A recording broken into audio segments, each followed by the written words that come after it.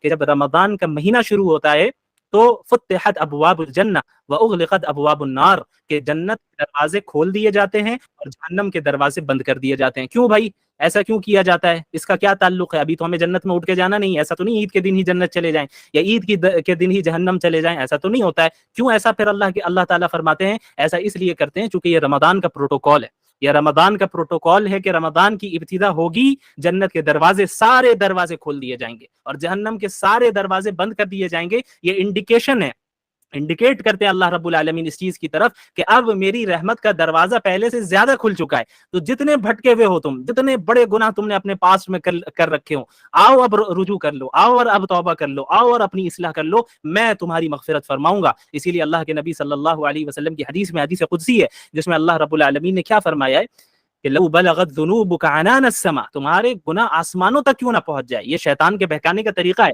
شیطان کا ایک بہت بڑا ٹریپ ہے یہ، اس کو ذہن میں رکھیں کہ وہ انسان کے ذہن میں بات ڈالتا ہے کہ بھئی تم تو پورے سال گناہ کرتے آئے، تم نے تو اپنے پاسٹ میں فلاں گناہ کیا ہے، تم نے جو ہے غلط تعلقات رکھے، تم نے کسی کا مال دبایا ہے، اور تم نے جو ہے زنا کیا ہے، تم نے یہ کیا ہے، تم نے وہ کیا ہے، یہ سارے گناہ اپنی جگہ پر، اس سے توبہ کرنا ضروری ہے، اور جن کا حق دبایا گیا ہے ان تک حق لوٹانا ضروری ہے۔ لیکن شیطان کیا وسوسہ ڈالتا ہے؟ شیطان یہ وسوسہ ڈالتا ہے کہ بھئی اب عبادت کر کے کیا فائدہ، تم نے تو پچھلے سال گناہ کیے تھے، ابھی پچھلے مہینے تم نے یہ غلطی کی، پچھلے مہینے تم نے اللہ کی اس طرح نافرمانی کی، تو اب تمہاری دعا کرنے سے جو ہے، تمہاری دعا سے اللہ کوئی تمہیں معاف کرنے والا نہیں ہے، کس منہ سے اللہ کے پاس جاؤ گے؟ یہ شیطان کا ٹریپ ہے، اس سے بچنا ہے۔ اسی لیے اللہ رب العالمین نے فرمایا قل یا عبادی الذین اسرفوا علی انفسہم لا تقنطوا من رحمت اللہ، کہ اللہ کے رسول آپ میرے بندوں سے کہہ دیجئے۔ یہ دیکھیں آپ، اللہ بندے کہہ کر پکار رہے ہیں ہر ایک کو، جو بڑے سے بڑا دیندار ہے اس کو بھی، اور جو بڑے سے بڑا گنہگار ہے اس کو بھی، آخر سب اللہ ہی کے بندے۔ اللہ فرما رہے ہیں کہ آپ میرے بندوں سے کہہ دیجئے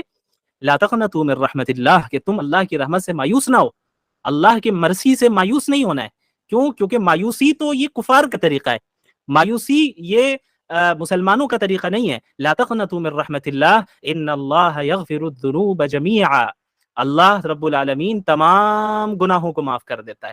انہ هو الغفور الرحیم، یقیناً اللہ رب العالمین بار بار معاف کرنے والا اور بار بار رحم کرنے والا ہے۔ ایک انسان سے گناہ ہو جائے وہ توبہ کرے، توبہ کا دروازہ موت تک کھلا ہے ہم سب کے لیے۔ اللہ کے نبی صلی اللہ علیہ وسلم نے فرمایا کل بنی آدم خطاؤن وخیر الخطائین التوابون، کہ تمام انسان گنہگار ہیں، تمام انسان گناہگار ہیں، اور سب سے بہترین گناہگار وہ ہیں جو بار بار توبہ کرے، بار بار اللہ کی طرف رجوع کرے۔ تو جب ہم توبہ کر رہے ہوں تب تو پکا عزم ہونا چاہیے کہ آئندہ کبھی نہیں کرنا ہے، کبھی نہیں کرنا ہے۔ لیکن نفس اگر کبھی ان فیوچر غالب آ جائے یا شیطان کے وسوسے سے انسان مغلوب ہو جائے تو اور گناہ کر بیٹھے، تو اس کا یہ مطلب نہیں کہ اب چونکہ توبہ ٹوٹ گئی ہے اب کوئی ریٹرن ہونے کا دروازہ نہیں، ایسا نہیں ہے۔ پھر آپ اسی پکے عزم کے ساتھ توبہ کریں۔ تو رمضان کے مہینے کا استقبال ہمیں توبہ کے ذریعے کرنا ہے، اپنی نیت کی درستگی کے ذریعے کرنا ہے، اس میں اخلاص پیدا کر کے کرنا ہے کہ ہم جو کام کرنے کے لیے جا رہے ہیں وہ اللہ رب العالمین کے لیے ہی کرنے جا رہے ہیں۔ اور اسی طرح اللہ کے نبی صلی اللہ علیہ وسلم نے رمضان میں جو ہے روزوں کی جو اہمیت ہے اسے بھی بیان کیا۔ روزہ کیوں رکھتے ہیں؟ قرآن کریم میں اللہ نے کیا فرمایا ہے؟ یا ایھا الذین آمنوا کتب علیکم الصیام کما کتب علی الذین من قبلکم لعلکم تتقون، کہ اے ایمان والو تم پر روزے اس لیے فرض کیے گئے ہیں جیسے تم سے پہلے کے لوگوں پر فرض کیے گئے تھے، اور اس لیے فرض کیے گئے ہیں تاکہ تم متقی ہو جاؤ، تقوی والے ہو جاؤ۔ تو روزے کا مقصد باڈی فٹنس نہیں ہے، روزے کا مقصد کیا ہے؟ تقوی حاصل کرنا ہے۔ بعض لوگ سائنٹیفک بینیفٹس کو روزے کا مقصد قرار دیتے ہیں، یہ غلط بات ہے۔ ابھی آپ جو ہے وہ ڈائٹری اینڈ سلیپنگ ہیبٹس کے اوپر بھی جو ڈاکٹر صاحبہ آئیں گی وہ گفتگو کریں گی، تو سائنٹیفک بینیفٹ بھی ہو سکتا ہے بعض بتائیں، تو اسے بھی اچھے سے سننا ہے۔ لیکن یہ یاد رکھنا ہے کہ وہ سائنٹیفک اور میڈیکل بینیفٹس روزے کا مقصد نہیں ہے، وہ روزے کے فائدے ہیں، سیکنڈری درجے کی چیزیں ہیں وہ۔ اصل مقصد کیا ہے روزے کا؟ عبادات کا اصل مقصد کیا ہے؟ اللہ کو راضی کرنا اور تقوی حاصل کرنا۔ تقوی کہتے کسے ہیں؟ حضرت عمر بن خطاب رضی اللہ عنہ نے ایک مرتبہ حضرت عبداللہ بن مسعود رضی اللہ عنہ سے سوال کیا کہ بتائیں آپ کے تقوی کسے کہتے ہیں؟ تو حضرت عبداللہ بن مسعود رضی اللہ عنہ نے فرمایا کہ اے امیر المومنین، کیا آپ نے کبھی ایسے راستے سے گزرے ہیں کہ چاروں طرف یا دونوں طرف سے دھاردار جو ہے درخت یا جو ہے وہ پیڑ پودے ہوں کانٹے والے، جس میں چاروں طرف سے کانٹے لگے ہوں اور بیچ میں راستہ بالکل پتلا ہو؟ تو حضرت عمر بن خطاب رضی اللہ عنہ نے فرمایا کہ ہاں، ایسے راستے سے ایک مرتبہ گزرنا ہوا ہے۔ تو عبداللہ بن مسعود رضی اللہ عنہ نے حضرت عمر بن خطاب رضی اللہ عنہ سے فرمایا کہ تو بتائیں آپ پھر اس راستے سے کیسے گزرے تھے؟ تو حضرت عمر رضی اللہ عنہ نے فرمایا کہ میں نے اپنے ہاتھ کو اور اپنے کپڑوں کو، اپنے دامن کو، اپنے آستین کو سمیٹ لیا اور بالکل سیدھے راستے سے آگے نکل گیا۔ حضرت عبداللہ بن مسعود نے فرمایا کہ بس یہی تقوی ہے کہ آپ کے معاشرے میں، آپ جہاں رہ رہے ہیں، چاروں طرف سے گناہ کے کانٹے اور فتنوں کے کانٹے موجود ہیں۔ آپ اپنی دنیا کو سمیٹ لیں، اپنے آپ کو سمیٹ لیں، ان فتنوں سے نہ اپنی آستین کو پھنسائیں، نہ اپنے دامن کو پھنسائیں، نہ اپنے ہاتھ کو، نہ اپنے جسم کے کسی حصے کو پھنسائیں، اپنے آپ کو سمیٹ کر بس صراط مستقیم پر سیدھا چلتے چلے جائیں، یہی تقوی ہے۔ یعنی اللہ کا لحاظ رکھنا، اللہ کا لحاظ رکھنا، گناہوں سے اپنے آپ کو دور رکھنا، یہ جو ہے تقوی ہے۔ اور روزے کا مقصد ہی یہ ہے۔ روزے میں کیا ہوتا ہے؟ ایک انسان حلال چیزوں سے بھی رکتا ہے اللہ کے حکم سے۔ اب آپ بتائیے، ایک گلاس پانی جو آپ پیتے ہیں، ابھی افطار کے لیے دسترخوان آپ نے بچھا دیا، فروٹس لگا دیے، پکوڑے لگا دیے اور سموسے آپ نے لگا لیے، پانی اور روح افزا اور ساری چیزیں رکھ لی آپ نے اپنے ساتھ، پانی موجود ہے، اس ایک گلاس ہے جس میں وہ پانی ہے جسے آپ کو پینا ہے، لیکن ابھی مغرب کا وقت نہیں ہوا ہے، تو ابھی آپ کے لیے وہی پانی پینا جائز نہیں ہے، حرام ہے۔ لیکن جیسے ہی مغرب کا وقت ہوگا تو وہی پانی پینا، وہی پانی جو اسی گلاس میں رکھا ہے، وہی آپ کے لیے جائز ہو جائے گا، بلکہ ضروری ہو جائے گا، کیونکہ آپ کو روزہ بھی ٹائم پہ کھولنا ہے۔ تو یہ آخر کیا مسئلہ ہے؟ پانی تو وہی ہے، کوئی الگ پانی تو نہیں ہے۔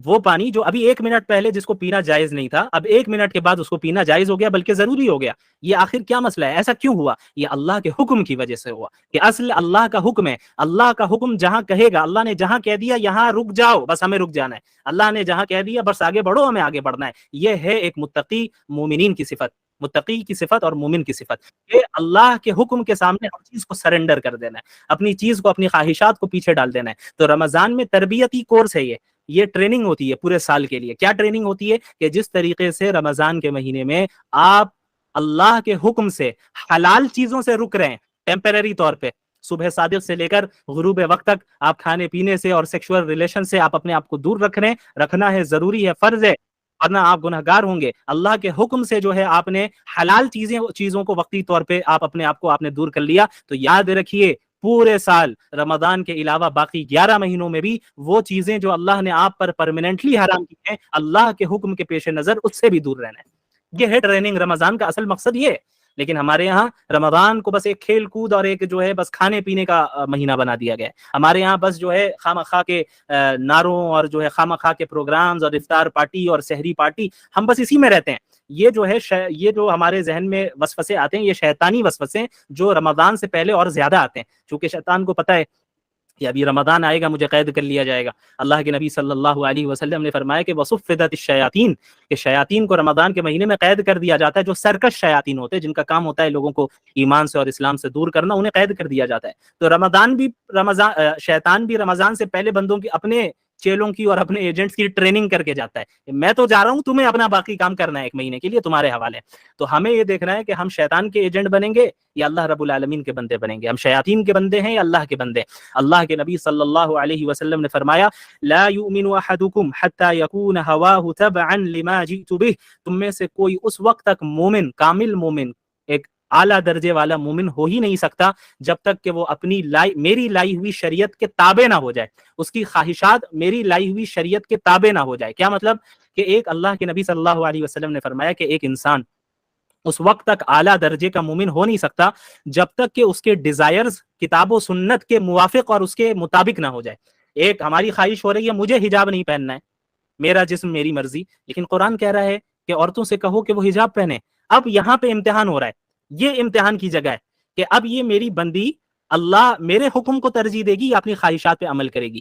رسول اللہ بیان کر کے چلے گئے صلی اللہ علیہ وسلم کہ مومن تو اس وقت ہو گئے جب اپنے ان ڈیزائرز کو، جو ڈیزائرز اللہ کے احکامات سے اور اللہ کے آرڈر سے ٹکراتے ہوں، ان ڈیزائرز کو چھوڑ کر اللہ کے حکم کو تم ترجیح دو اور اسے ایکسپٹ کرو۔ یہاں امتحان ہے۔ اللہ نے فرما دیا کہ بھائی میرے مومن بندوں سے کہو کہ وہ نمازوں کی پابندی کرے، وہ عورتوں کے حقوق ادا کرے، مردوں سے کہو عورتوں کے حقوق ادا کرے، مردوں سے کہو کہ میری اطاعت کرے، گناہوں میں ملوث نہ ہو، اور تمام بندے بندیوں سے کہو کہ اپنی نظروں کی حفاظت کرے، اپنے آپ کو گناہوں سے رکھے، گناہوں سے دور رکھیں اور ہماری اطاعت کرے۔ اور اب میری کوئی ایسی خواہش ہو رہی ہے، پرسنل ایسی ڈیزائر ہے، ایسا یا ایسی کوئی خواہش ہے جو اللہ کی شریعت سے ٹکرا رہی ہے، تو ایک مومن اپنے ڈیزائر کو اور اپنی خواہشات کو ایسے موقع پر ردی کی ٹوکری میں ڈالتا ہے۔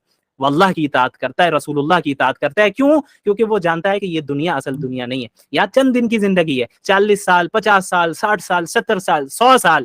اور وہ تو آج کل 20 سال کے نوجوان جو ہے ہارٹ اٹیک سے گر کے مر جا رہے ہیں، پتہ بھی نہیں چل رہا ہے کون کب اچانک کس کی موت ہو جا رہی ہے، کسی کو نہیں پتا ہے. تو ایک ایسی زندگی جس میں ہمیں موت کا ہی نہیں پتا کہ ہم جو ہے کب موت آ جائے اور کتنے زندہ رہیں گے. اور ہم یہ جانتے ہیں کہ آخرت کی جو زندگی ہے وہ ہمیشہ ہمیشہ کی زندگی ہے، اور دنیا کا کوئی مقابلہ ہی نہیں ہے آخرت کے ساتھ. یعنی کوئی کمپیئر آپ کر ہی نہیں سکتے، کوئی کمپیریزن نہیں ہے. اس کی ایک مثال اللہ کے رسول صلی اللہ علیہ وسلم نے دی کہ تم ایک سمندر میں ایک نیڈل ڈالو، سوئی ڈالو، اور اس سوئی کو باہر نکالو، تو اس سوئی پر جو پانی لگا ہے یہ دنیا ہے، اور جو سامنے سمندر موجود ہے یہ آخرت ہے. اللہ اکبر. آپ اس سے اندازہ لگائیں کہ آخرت کے سامنے دنیا کی کوئی حیثیت نہیں. اور جنت کی وہ نعمتیں جو اللہ کو فالو کرنے میں ہمیں ملیں گی، اللہ کے نبی صلی اللہ علیہ وسلم نے فرمایا ما لا عین رأت ولا اذن سمعت ولا خطر على قلب بشر، کہ جنت ایک ایسی جگہ ہے جسے کسی آنکھ نے نہیں دیکھا، جس کے بارے میں کسی کان نے نہیں سنا، اور وہ انسانوں کے امیجنیشن سے باہر ہے. آپ امیجن کریں، آپ کے امیجنیشن میں آپ لائیں جنت، آپ کتنی لگژریس لائف کو تصور کر سکتے ہیں، امیجن کر سکتے ہیں. جتنی لگژریس لائف کو آپ تصور کر سکتے ہو وہ جنت نہیں ہے، جنت اس سے بہت اعلیٰ ہے.